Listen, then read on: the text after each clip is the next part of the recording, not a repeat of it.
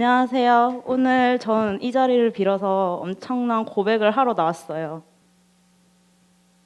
저에게는 콤플렉스가 있어요. 친구들 앞에서 제 콤플렉스에 대한 이야기를 하거나 예기치 못하게 들키게 됐을 그때는 다들 빵 터지거나 그 이후로는 저한테 별명을 붙여서 놀리기까지 해요. 그럼 제 콤플렉스가 도대체 뭘까요? 그건 저의 코예요.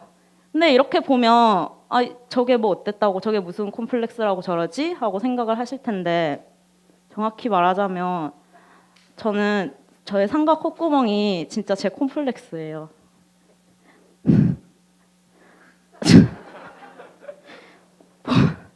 보시다시피 남들하고 조금 다르게 생긴 콧구멍을 가지고 있잖아요.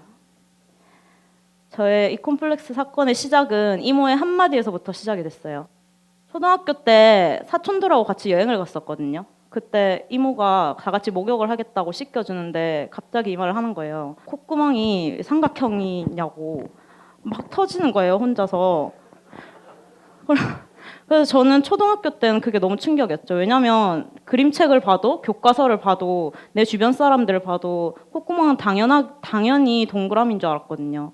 그런데 그 당연한 것도 없어서 나는 삼각형이라는 게 어린 마음에 너무 충격이었죠. 그 이후로 제 코가 마음에 안 들기 시작했고 자신감도 당연히 저하가 되기 시작을 했어요. 그러나 무엇보다도 남들이 포토샵으로 얼굴 고칠 때 눈이랑 턱을 먼저 깎잖아요. 근데 저는 그거보다 제 콧구멍을 먼저 깎거든요. 그런데 어쩌겠어요. 24년 동안 제 코 밑에부터 살아왔고 앞으로 떼낼 수 없는 거잖아요. 그래서 이 아이와 행복한 여생을 사이좋게 지내기 위해서 저는 이번 망치를 기회로 제 코와 정면 돌파해보기로 했어요. 일명 삼각코 사랑하기 프로젝트를 저는 한번 해봤어요. 미워하는 녀석과 평생을 함께 살아갈 수는 없는 거잖아요. 그래서 저는 저만의 시선을 통해서 제 코를 정말 사랑해보기로 다양한 노력을 해봤어요. 지금부터 저의 노력들을 이야기해드릴게요. 첫 번째로 저는 전문가의 의견이 되게 궁금했어요. 그래서 저는 신사의 엄청 커다란 성형외과를 먼저 찾아갔어요. 이거였어요. 일단 코는 전체적으로 콧볼 축소만 할 코는 아니에요. 코가 뭉툭하고 코끝에 살이 많고 피부도 두껍거든요. 그리고 콧구멍 모양도 너무 안 예뻐요. 진짜 같은 여자로서 이런 말을 얼굴을 마주하고 한다는 자체가 전 정말 자존심이 상했고 표현할 수 없는 기분이었어요. 그런데 마냥 안 좋지만은 않았어요. 왜냐하면 의사 선생님의 더 얘기를 디테일하게 들어보니까 저는 남들이 가지고 있지 않은 저만의 강력한 코끝뼈를 가지고 있는 사람이었더라고요.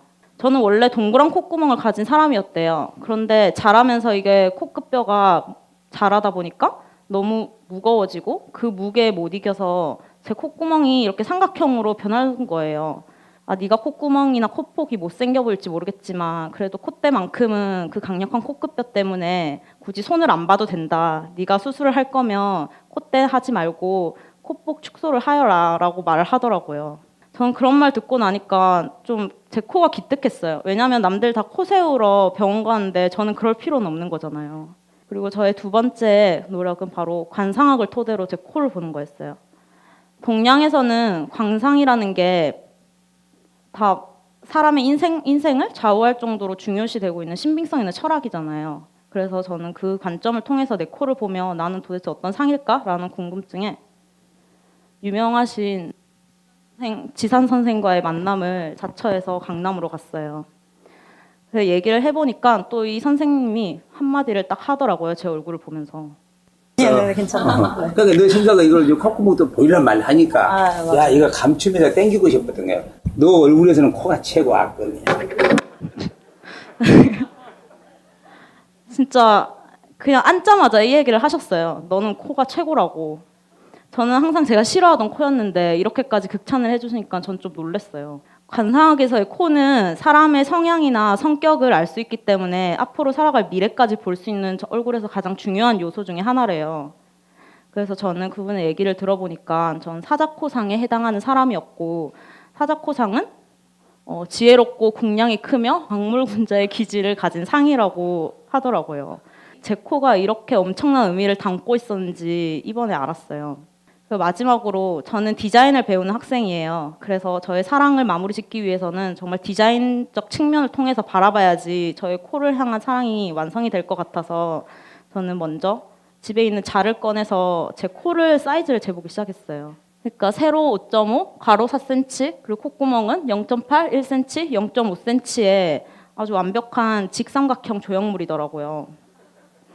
그리고 무엇보다도 제 코는 앞에서 보나 옆에서 보나 위에서 보나 밑에서 보나 삼각형이 정말 불변이에요. 코 모양도 삼각형이고 콧구멍 모양도 삼각형이고 정말 이게 변하지가 않거든요.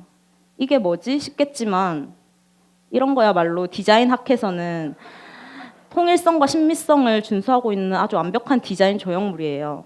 그러면 과연 이것만 가지고 있을까요?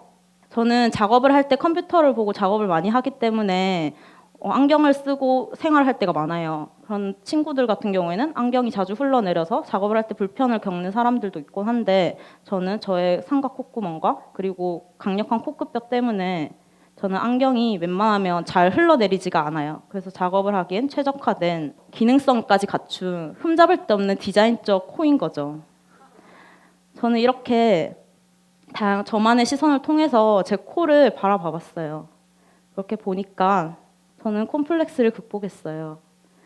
저 이렇게 솔직히 이 자리에서 말하고 싶어서 해봤었는데 극복이 되는 건 말도 안 되고 24년 동안 진짜 싫어하는 앤데 단기간에 이런 거 한다고 어떻게 이뻐 보이겠어요.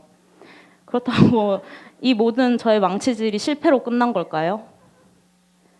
하나 저는 깨달은 게 있어요. 제 콧구멍이 그래도 어쩌면 귀여울지도 모른다는 녀석이란 건 말이에요.